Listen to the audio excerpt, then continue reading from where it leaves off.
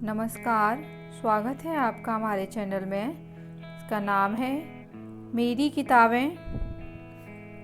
पुस्तक 1% फॉर्मूला, जिसके लेखक हैं टॉम कॉलेनल। अध्याय 4 भाग 2। अब आपके पहले प्रश्न पर लौटते हैं। आप सोच रहे हैं कि अगर आप 10,000 घंटे से ज़्यादा लगा चुके हैं तो इसके बावजूद आप शिखर पर क्यों नहीं पहुँचे। देखिए, यह अभ्यास घंटों की मात्रा का ही मामला नहीं है, यह उन घंटों की गुणवत्ता के बारे में भी है। एंडर्स एरिक्सन इसे सुविचारित अभ्यास कहते हैं। सुविचारित अभ्यास खास तौर पर प्रदर्शन को बेहतर बनाने के लिए किया जाता है। इसे दोहराया जा सकता है। इसके साथ सृजनात्मक फीडबैक भी जरूरी होता है।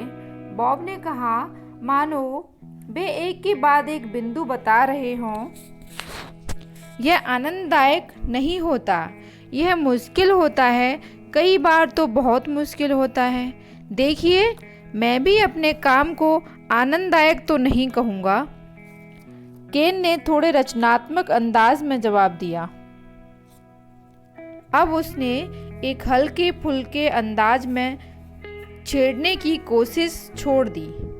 बॉब ने एक तुष्टिकारक हाथ उठाते हुए कहा, केन, मुझे शक नहीं है कि आप अपने कैरियर में प्रयास और कड़ी मेहनत करते हैं। वाकई मुझे कोई शक नहीं है, लेकिन मान लेते हैं आपका लक्ष्य अपने काम में देश में सर्वश्रेष्ठ बनना है, तो आप महसूस करते हैं कि आप प्रगति नहीं कर रहे हैं, तो आपको खुद से कुछ सवाल पूछने की ज़रूरत है।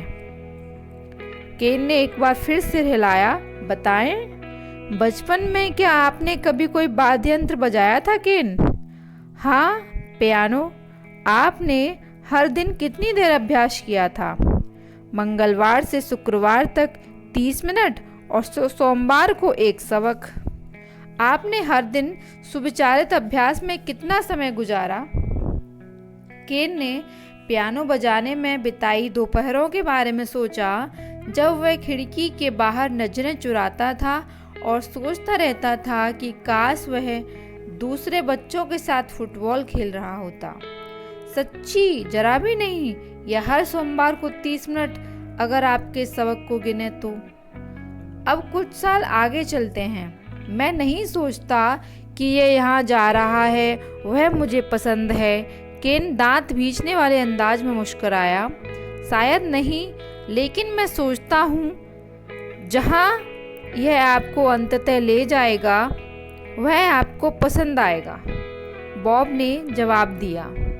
अब आप उन घंटों को न गिनें जो आप प्रशासकीय कामों में बिताते हैं, रिपोर्टिंग और दूसरी चीज़ों पर बिताते हैं, जिनमें आपके पद की खास योग्यताओं की आवश्यकता नहीं होती। अब बताएं कि आप अपनी खास योग्यताओं को प्रदर्शित करने में कितना समय बिताते हैं। यह सोचते समय केन ने हैरानी में सीटी बजाई। शायद 18 से 20 घंटे। आप अपने पद की योग्यताओं के सुविचारित अभ्यास में कितना समय लगाते हैं? कामकाज में हमेशा इतने सारे व्यवधान रहते हैं। केन ने खुद को विचार के उस सिलसिले से दूर किया, क्योंकि वह सिर्फ बहाने बना रहा था। दरअसल उसने कभी कामकाज में ऐसे कार्य करने का केंद्रित प्रयास नहीं किया था जिनका लक्ष्य खास तौर पर उसके प्रदर्शन को बेहतर बनाना हो, जिन्हें दोहराया जा सकता हो, जिनमें सृजनात्मक फीडबैक पाना शामिल हो और जो चुनौतीपूर्ण हो। उसने अपना सिर हिलाया। शायद 1 महीने में 1 घंटा। ऐसा इसलिए है क्योंकि ज़्यादातर लोगों की तरह आप काम कर रहे हैं, सुविचारित अभ्यास नहीं कर रहे हैं। केन को एक पल के लिए ऐसा महसूस हुआ मानो वह नींद में चल रहा था। बॉब ने उसे अभी अभी हिलाकर जगाया था।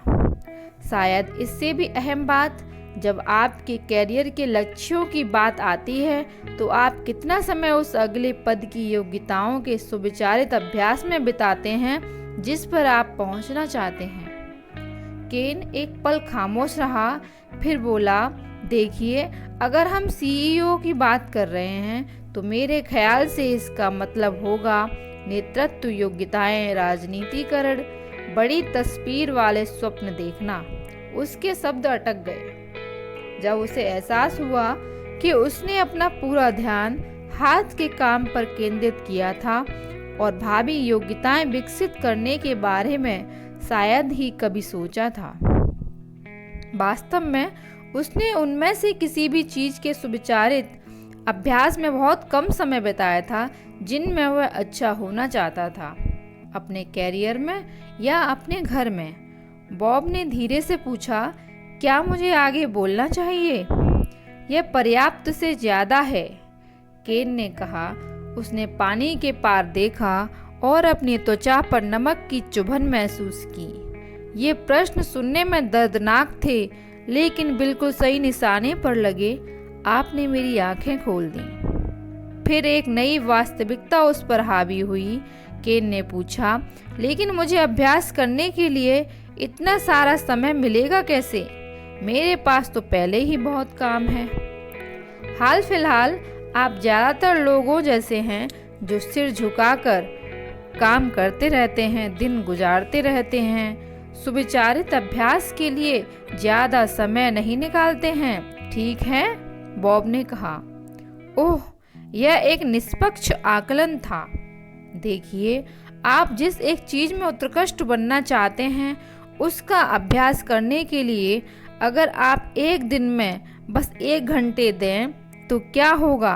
क्या आप सिर्फ 1 घंटे का समय दे सकते हैं? केन की पहली प्रतिक्रिया यह थी कि यह असंभव था, लेकिन फिर उसने उन मिनटों को जोड़ा जो हर दिन ऐसी फिजूल चीजों पर खर्च करता था जो उसे दरअसल कभी नहीं ले जाती थी और कहीं नहीं ले जाती थी। आप जानते हैं, मैं शायद काफी निरुद्देश्यता से नेट सर्फिंग में हर दिन कम से कम 1 घंटा बिताता हूँ या टीवी के सामने पड़ा रहता हूँ, उसने आखिरकार जवाब दिया।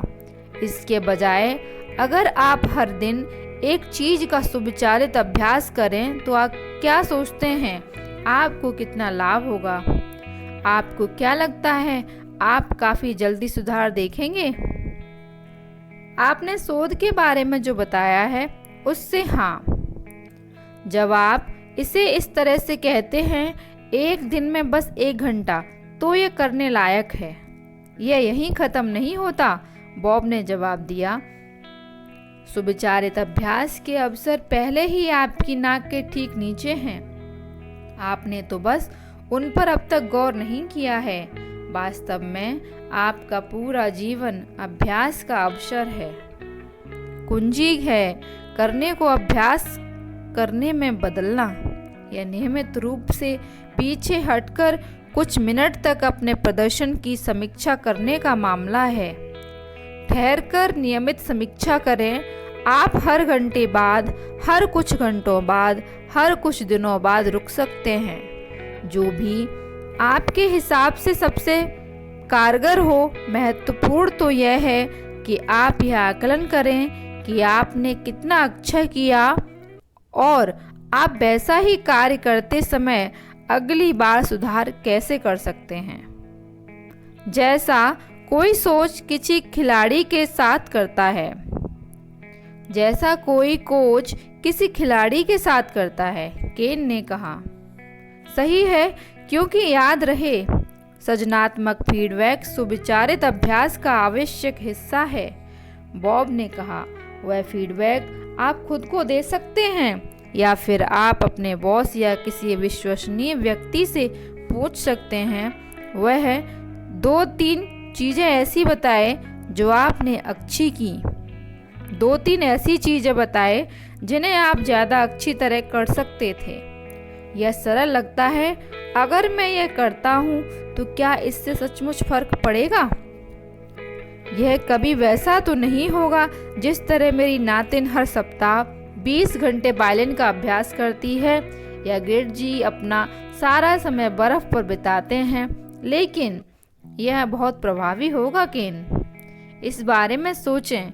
यदि आप अपना फोकस इस तरह बदल रहे हैं ताकि आप हर दिन का कार्य करते समय भी अभ्यास कर रहे हैं, तो आपके वही कार्य आपकी योग्यताओं को बेहतर बनाने का तरीका बन जाते हैं। ठीक। उन्होंने अपनी तर्जनी से हवा में मुद्रा बनाई। वे निश्चित रूप से दोहराए जा सकते हैं। टिक। आप खुद को सृजनात्मक फीडबैक दे सकते हैं या ऑफिस के किसी विश्वसनीय व्यक्ति से मार्गदर्शन ले सकते हैं। टिक।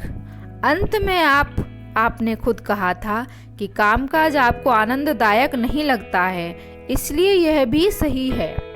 वास्तव में मैं सुझाव देता हूँ कि आप दरअसल ज़्यादा कठिन कार्य करने की पहल स्वेच्छा से स्वयं करें, क्योंकि यदि आप कोई पर्याप्त चुनौतीपूर्ण चीज़ सुनते हैं तो यह सीखने और विस्तार करने का मौका है। अब बात केन की समझ में आ गई। मैं आपका मतलब समझ सकता हूँ, उसने कहा। जब हम दिशा बदलने लगे तो मैंने गौर किया था कि आपने अवस्थाओं में गति बढ़ाई थी, धीरे धीरे मुझ पर ज़्यादा दबाव डाला था। दरअसल मैं महसूस करता हूँ कि मेरे हिसाब से मैं जितना करने में सक्षम था, मैं उसके पार पहुँच गया था। क्रमिक तनाव। केन ने सोचा, हर चीज के लिए एक नाम नजर आता है। 1 से 10 तक के पैमाने पर कोई कार्य करने के तनाव के बारे में सोचें, बॉब ने कहा। जब हमने पानी के पार दिशा बदलना शुरू किया था तो आपका तनाव स्तर शायद 2 और 4 के बीच था। इसे स्ट्रेच लेवल, विस्तार स्तर कहा जाता है,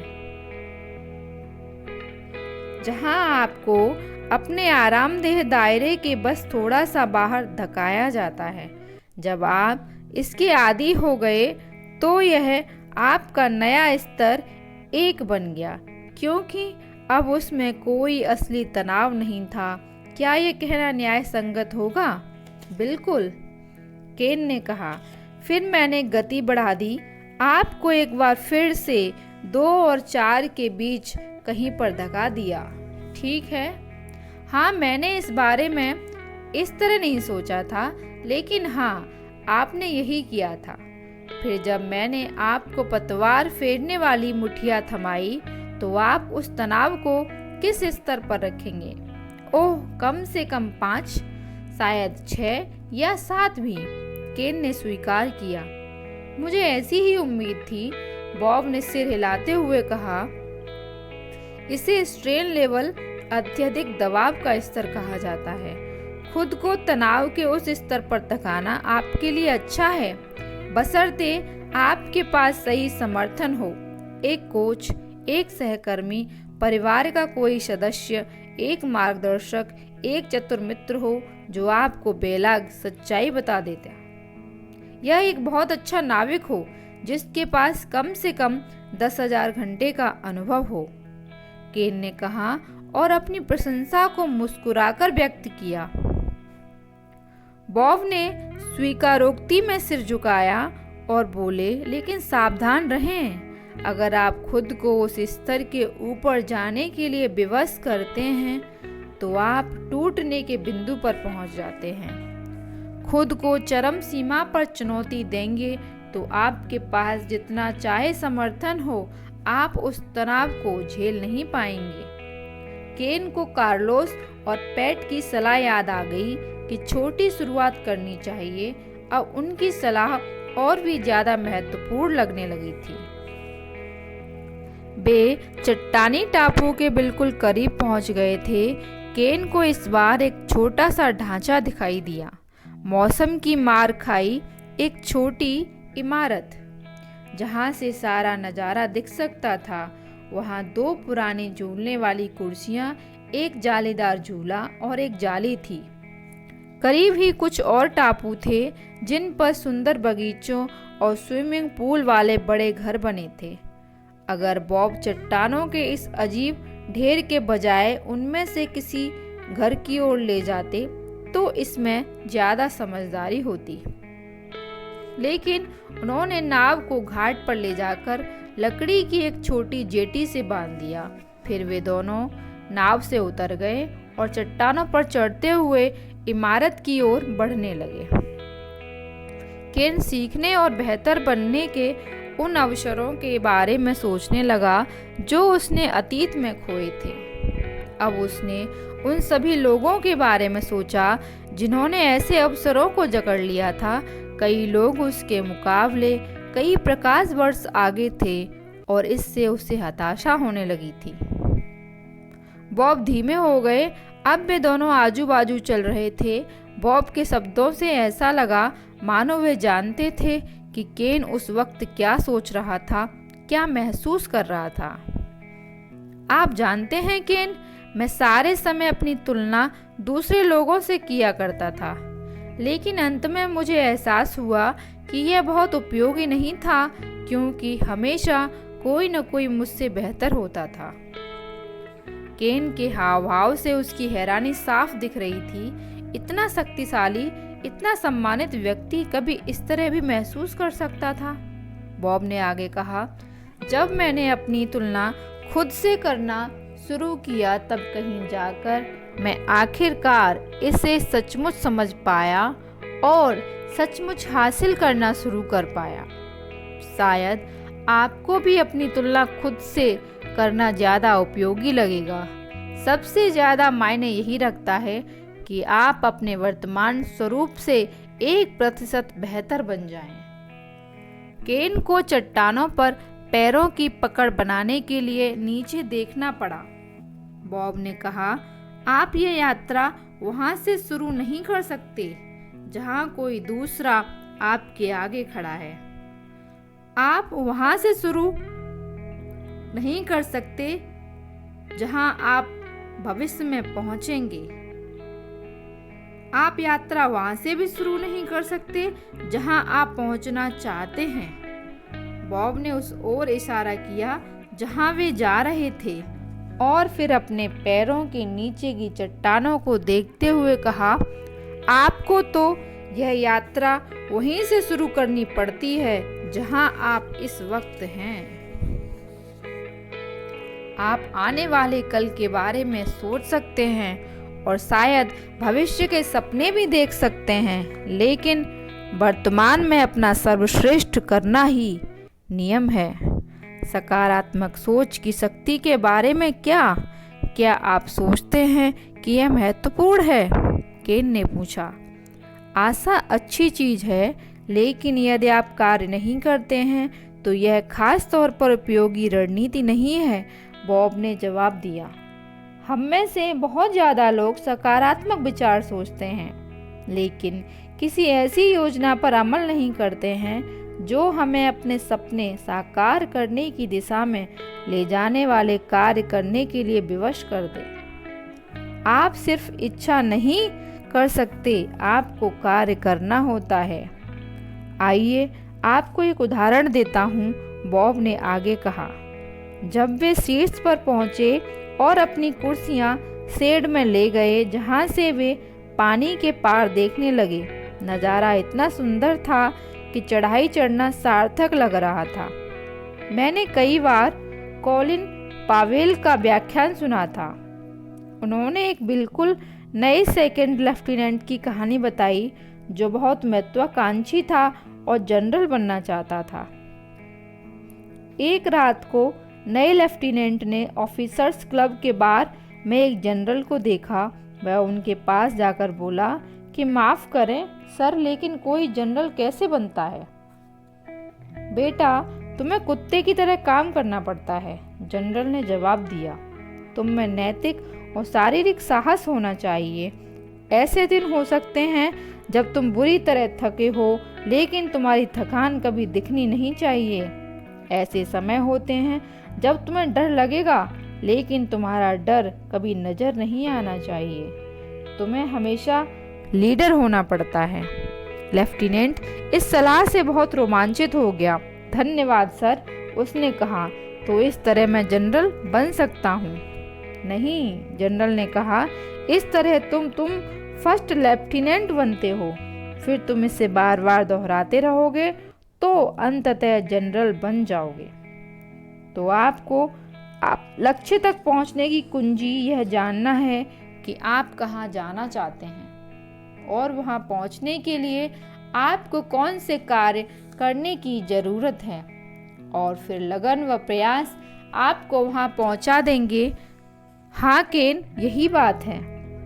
बॉब ने अपने छोटे बालों पर हाथ फेरा और आह भरी। उस वक्त यह कहानी सुनना मेरे लिए बहुत मायने रखता था, क्योंकि मैं दरअसल काफ़ी उतावला था। मैं जवाबों की तलाश कर रहा था। यह बरसों पहले की बात है, जब तुम छोटे बच्चे थे, बॉब ने केन को देखने के बाद कहा। मैंने एक व्यवसाय खड़ा कर लिया था, उसे तेजी से फैला भी लिया था। जल्द ही मैं ऐसा इंसान बन गया जिससे लोग अपनी तुलना करते थे। फिर मेरा व्यवसाय आर्थिक भंवर में फंस गया। मुझे इस बात पर गर्व था कि मैं हमेशा अपने वेंडरों का भुगतान 30 दिन में कर देता था, लेकिन जब मैंने बही खाते देखे तो मुझे एहसास हुआ कि अब मैं ऐसा नहीं कर सकता था। केन, मेरी नेट वर्थ अचानक बहुत ज़्यादा नकारात्मक इलाके में पहुंच गई थी। मेरा पहला विवाह बिखर रहा था, मेरे बच्चे मुझसे बात नहीं करते थे। फिर एक डरावना तूफान आया और उसने मेरी नाव तबाह कर दी। मैं हार मानने की कगार पर था। पूरे जीवन में कभी इतना निराश नहीं रहा था। पावेल ने वर्तमान में अपना सर्वश्रेष्ठ करने की आवश्यकता पर जोर दिया था। यह सचमुच मेरे दिमाग में बैठ गया। मैं जानता था कि मुझे ठीक यही करने की ज़रूरत थी। मैंने अपने सभी वेंडरों से संपर्क किया और बताया कि मैं धीरे धीरे उन सभी का भुगतान कर दूंगा। मैंने एक ठोस योजना बनाई, केवल अपने व्यवसाय को पुनः खड़ा करने की ही नहीं, बल्कि दीर्घकाल में इसे एक बिल्कुल नए स्तर पर पहुंचाने की भी। बॉब ने कहा, मैं यह नहीं कह रहा हूँ कि मिठाई खाने जितना आसान काम था। ऐसे दिन थे जब मैं प्रार्थना करता था कि मेरे किसी कर्जदार का धीरज जवाब दे जाए और वह मुझे दिवालियेपन की ओर धका दे, ताकि मैं इतनी कड़ी मेहनत से छुटकारा पा सकूं। लेकिन मैं हर दिन अपने बिस्तर से उठा और कड़ी मेहनत करता रहा। केन, इससे कोई फर्क नहीं पड़ता कि आप कौन हैं, कई बार इसका मतलब कड़ी मेहनत ही होता है। जब मैं यह सब झेल रहा था तो मैं अपने एक मित्र से बात करता था। उसने अपना जेट गंवा दिया और NFLTM में अपनी हिस्सेदारी भी गंवा दी। रियल एस्टेट में मंदी के कारण उसकी संपत्तियों का मूल्य एक महीने में $10 लाख की दर से कम होता जा रहा था, जिसकी तुलना में मेरे कर्ज चिल्लर जैसे लगते थे। मैं अपने लैंडस्केप गार्डनर साले से भी बात करता था, जिसका कारोबार मंदा चल रहा था। वह इसलिए तनाव में था क्योंकि वह अपनी कार की किस्तें चुकाने के लिए जूझ रहा था, जो हर महीने लगभग $400 थीं। क्या आप जानते हैं, डॉलर की मात्रा महत्वपूर्ण नहीं थी। हम सभी दबाव महसूस कर रहे थे। हम सभी को एक ही चीज़ करनी थी, सबसे पहले बैठ जाएं और सटीकता से पता लगाएं कि हम कहाँ हैं। मुझे वाकई ये जांच करनी पड़ी कि मैं कहाँ था और कंपनी कहाँ थी। इसके लिए तथ्यों का निर्मम आकलन करने की ज़रूरत थी, जिसे मैंने कुछ समय तक सुविधाजनक ढंग से नज़रअंदाज किया था। मैं आत्मसंतुष्ट और अतिविश्वासी बन गया था। मुझे सटीकता से यह पता लगाना था कि हर चीज़ कहाँ खड़ी है, और इसके बाद मुझे एक योजना बनानी थी और अपना सिर नीचे झुकाकर हर दिन कड़ी मेहनत करनी थी, जब तक कि मैं हासिल न कर लूं जो मैं हासिल करने निकला था। मुश्किल रहा होगा, केन ने कहा। क्या यह वो सबसे मुश्किल चीज़ है जो आपने की? नहीं, सबसे मुश्किल चीज़ मैंने आज तक यह की है कि एक मित्र से मदद मांगी। रियल एस्टेट मंदी वाले मित्र से नहीं, बल्कि एक दूसरे मित्र से। मैंने हमेशा चीज़ें खुद की थी। मैं आत्मनिर्भर किस्म का था। मुझे यकीन था कि मैं हर चीज़ अकेले ही सुलझा सकता हूँ। जाहिर है यह सही नहीं निकला। मैंने सलाह मांगी और यह कारगर रहा, क्योंकि इसने मेरे व्यवसाय का निर्मम आकलन करने और एक योजना बनाने में मेरी मदद की, ताकि मैं उस झमेले से बाहर निकल सकूं जिसमें मैं फंसा हुआ था। जाहिर है जब मैंने मदद मांगी तो मुझे लग रहा था कि कोई आकर मुझे मुसीबत से बाहर निकाल लेगा। ऐसा कुछ नहीं हुआ। फिर मुझे बहुत जल्दी ये एहसास हो गया कि जब आप ऐसे झमेले के बीच में होते हैं तो बाहरी मदद खोजना तो समझदारी का काम है, लेकिन आप दूसरों पर निर्भर नहीं रह सकते कि वे आपके लिए हर चीज़ कर दें। कोई मदद नहीं करता है, सब कुछ आपको ही करना होता है। बॉब ने छोटे टापू पर चारों ओर देखा। मैं उन दिनों यहाँ बहुत आता था, सोचने के लिए, योजना बनाने के लिए, कार्य की तैयारी करने के लिए और दैनिक कड़ी मेहनत से अवकाश लेने के लिए। वे सारी योजनाएं जो आपने बनाई, वह सारी कड़ी मेहनत जो आपने की, सुविचारित अभ्यास के घंटे, उन्होंने ही आपको यह सफलता दिलाई जो आपके पास है, केन ने धीरे से कहा।